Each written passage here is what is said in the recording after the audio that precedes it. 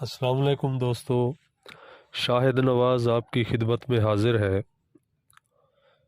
آج ہم بات کرتے ہیں ڈاکٹر ریکویک کے R10 کے متعلق، جو کہ ماہواری بند ہوتے وقت کی تکلیفوں کی دوا ہے۔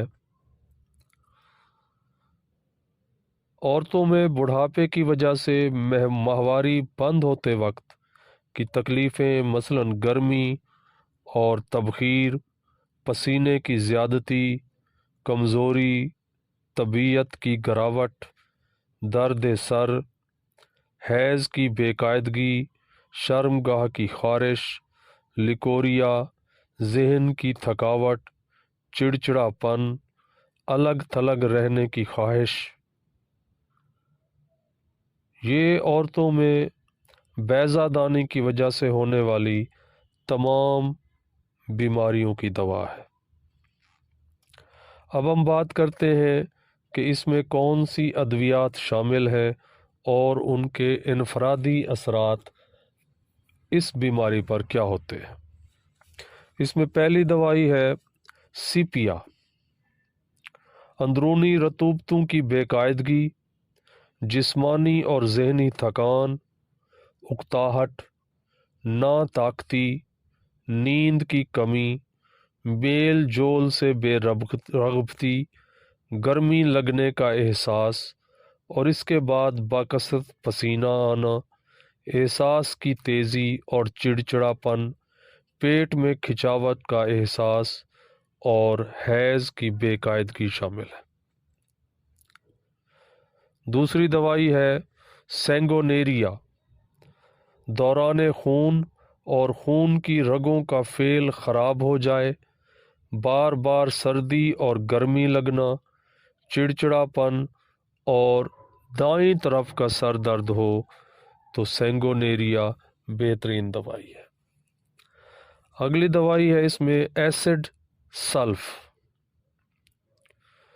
جسمانی کمزوری، پیٹ پھولنا، تھکاوٹ کا احساس، گرمی اور بخار کا چڑھنا اور اس کے بعد پسینے آنا، خون زیادہ نکلنا اور شرمگاہ کی خواہش اس دوا کی رہنما علامات ہیں۔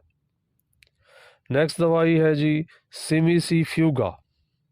ہارمون بنانے والے غدود کے فعل میں کمی، خاص کر حیض بند ہونے کی عمر میں، نفسیاتی طور پر طبیعت میں پستی اور کبھی ہیجانی کیفیت کے ساتھ بے چینی پائی جائے تو سیمیسی فیوگا بہترین دوائی ہے۔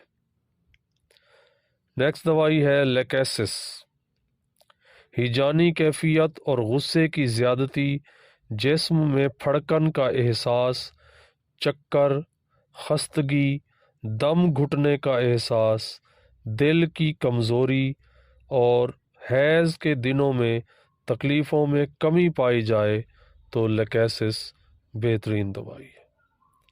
اب ہم بات کرتے ہیں اس کی خوراک کے متعلق۔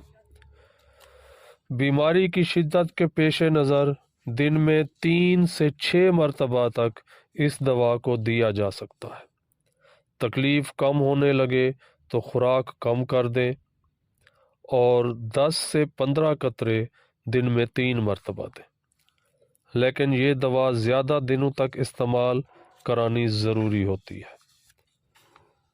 10 قطرے دن میں 1 یا 2 بار دیتے رہیں یہاں تک کہ مکمل آرام ہو جائے۔